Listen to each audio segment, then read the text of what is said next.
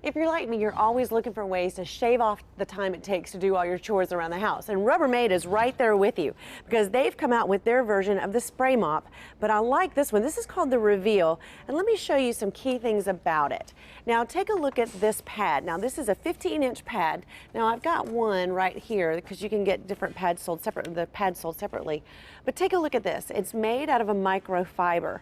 And this is going to pick up 50% more dirt. It's washable and reusable, so you're not going to be filling the landfills with all those disposable pads. Another thing I like about it is you can put your own solution in the bottle that clips to the body of the mop. Now, some of these spray mops, you have to buy their solution, and once you're done with it, you throw the bottle away. Well, with this one, it's refillable, reusable, and you can put your own cleaning supplies, or you can simply put water in it to spray on your floors to do your cleaning.